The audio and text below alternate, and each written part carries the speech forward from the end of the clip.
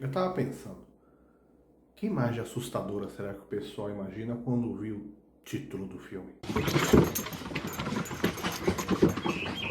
Fala pessoal, tudo bem? Eu sou o professor Luciano Kenji e você está no Cinegel, edição especial do Oscar 2022. Hoje nós vamos falar de uma produção da Netflix. Será que sai o primeiro Oscar daquela stream vermelhinha, da N maiúscula, vermelhinha e tal? Você já conhece o filme de hoje? Vem conhecer comigo agora!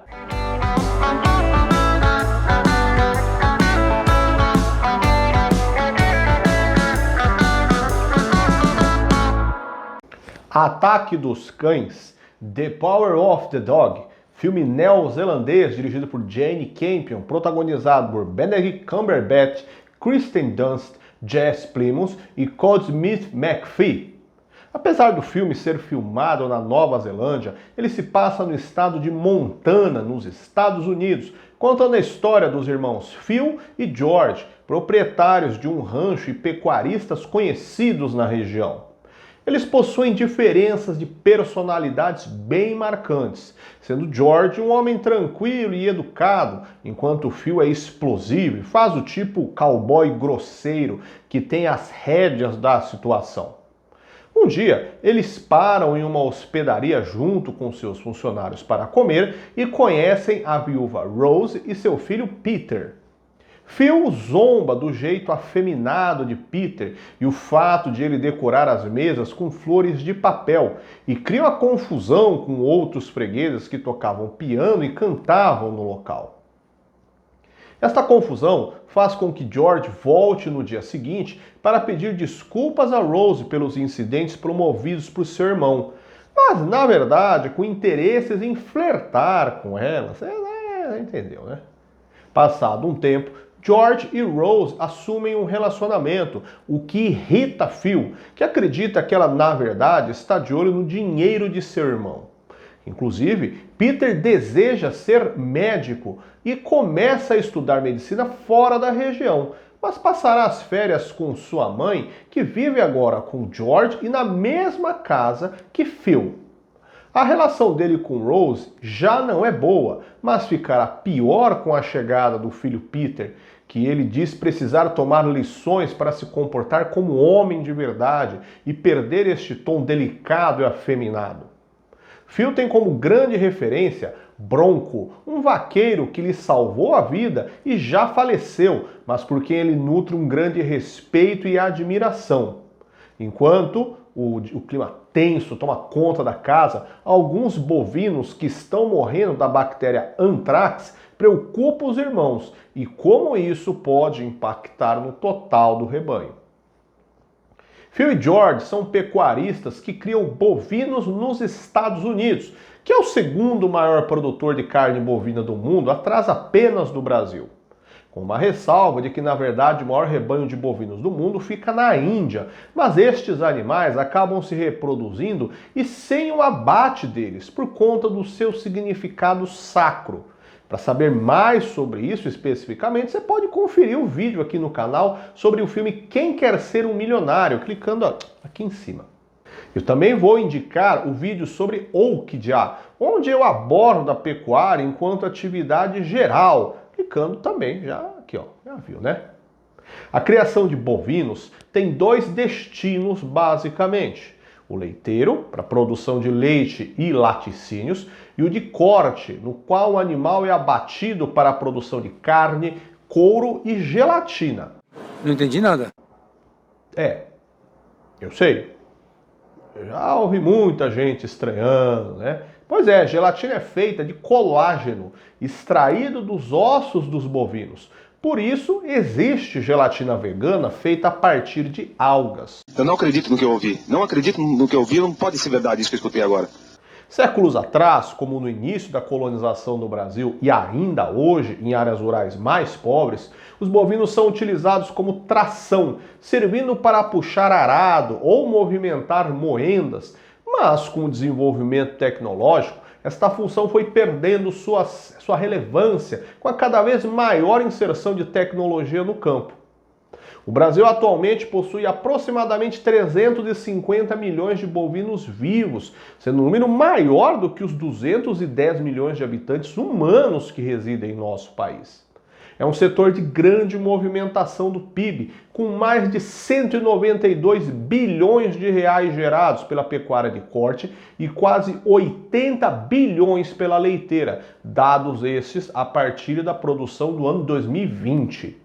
Os bovinos foram trazidos para o Brasil, primeiramente para o Nordeste, para servirem como tração animal nas moendas de cana-de-açúcar, mas gradativamente sua expansão começa a gerar produção de laticínios e carne. Um detalhe retratado no vídeo de Oukdia, que é muito importante, é entender os fatores locacionais que geram a escolha do local onde será praticada a pecuária, principalmente se for para corte. Proximidade com água potável para a dessedentação do animal, um local com vegetação que sirva de pastagem e próximo ao mercado consumidor, pois não seria possível trafegar com leite ou carne por grandes distâncias sem que ele estragasse, são alguns motivos. E para a carne, o relevo é fundamental, pois deve ser feito sempre em áreas de terreno mais planos.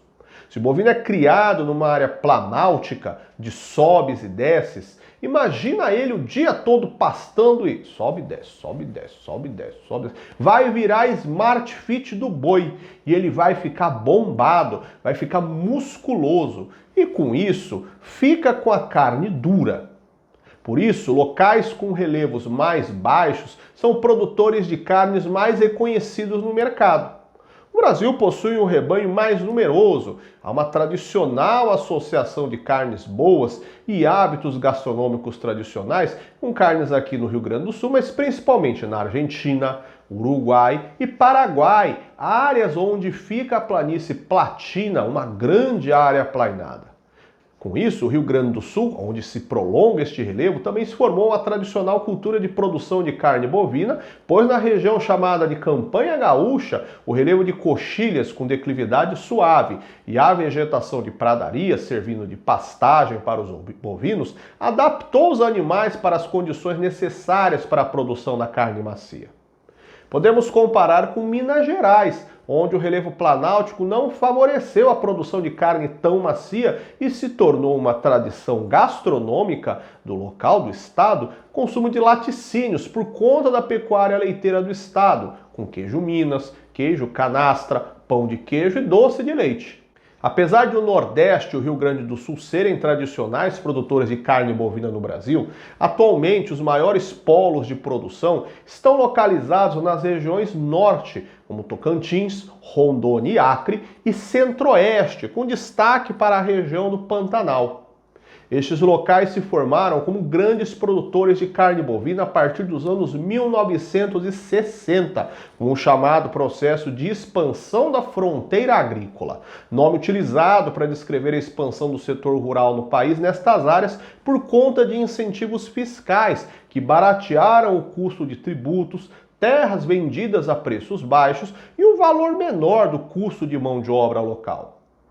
Estes locais têm relevos de planície ou planaltos de baixa declividade, e apesar de estarem longe do centro de consumo ou dos portos para exportação, se expandiram por conta do avanço das redes de transporte, principalmente rodoviário, e a criação de tecnologias como baús frigoríficos, que permitem transportar carne sem condicioná-lo ao apodrecimento tão veloz. Antigamente, sem geladeiras, o sal era utilizado como forma de desidratação para fazer com que a carne prolongasse o tempo de consumo sem estragar, e daí veio a formação da carne seca. Mas, por outro lado, a pecuária bovina também é criticada por esta grande expansão que vem sofrendo. E não falo só dos movimentos veganos que questionam a prática do manuseio da vida animal para a produção de alimentos e as formas desrespeitosas como o setor pratica a criação e o abate. O consumo de carne bovina não é a sua pecuária, vamos chamar assim, de mais difundida e benquista no mundo. Pense em quando você foi a restaurantes que repliquem gastronomia japonesa, italiana ou espanhola, por exemplo. Ou caso você já tenha a oportunidade, já conseguiu conhecer estes locais, você verá que a carne bovina não é protagonista do cardápio, dando lugar a peixes, aves e cordeiros. Mesmo se há carne bovina, muitas vezes são adaptações abrasileiradas dadas pelos restaurantes para se ajustar ao paladar local. Isso porque o bovino, na verdade, é visto como um animal de custo-benefício ruim no saldo final para obtenção de proteína animal. Primeiro, porque o tempo de criação é longo, podendo chegar a mais de 1 ano e meio de tempo de criação do animal até ele ser encaminhado para o abate, o que é muito longo, por exemplo, se comparado com o frango, que tem um ciclo de vida de mais ou menos 40 dias até o abate. Além disso, é um animal que consome muita água, aproximadamente 50 litros por dia, e por ser uma espécie grande e pesada, compacta o solo ao longo do tempo de criação. A compactação do solo mexe com a sua natural porosidade, ou seja, a capacidade de infiltração de água da chuva, a facilidade para se realizar cultivo agrícola e demanda um trabalho de arado para descompactar posteriormente. A expansão destas áreas, gerando expansão de desmatamento e queimadas, para queimar a vegetação mais baixa e acelerar o processo de abertura do campo para se semear gramíneas que servirão de pastagem e, talvez o mais inusitado, a contribuição da pecuária para o efeito estufa, por conta da flatulência do animal. Esse ventilador, pelo nome de Jesus, Que foi? eu acabei de mastigar um punhado de bosta. Meu Deus do céu. Tu não peida não de manhãzinha, não? Eu peido no banheiro, não é na boca dos outros, não. Não é esse não, do boi. Sim, o peido do boi da vaca é composto por metano, que é gás estufa, contribuindo este para o aumento da temperatura. Ataque dos Cães é o recordista de indicações deste ano, com 12 no total, destacando, além de melhor filme, o prêmio de direção para Jane Campion e indicação de interpretação para todos os 4 protagonistas do filme. Ataque dos Cães ainda é indicado por muitos como favorito ao prêmio principal, dentre todos os outros 10 candidatos. Mas será que o favoritismo vai se confirmar? Aí a gente vai aguardar e acompanhar juntos no dia 27 de março para descobrir. E aí, você já assistiu Ataque dos Cães? Este filme está disponível no catálogo da Netflix. Confira lá depois. O que você achou da história? Você conhecia esses detalhes sobre pecuária bovina? Comenta aqui embaixo. Gostou do vídeo? Dá um joinha, compartilha com os amigos. Já se inscreveu no canal? Dá uma moral aqui pro canal, se inscreve. E a gente se vê na próxima semana. Esse aqui é o seu favorito? Já falamos de 2 filmes, hein? Tá a fim de conhecer os demais? Te convido para as nossas próximas semanas, os próximos vídeos. Até mais, tchau, tchau!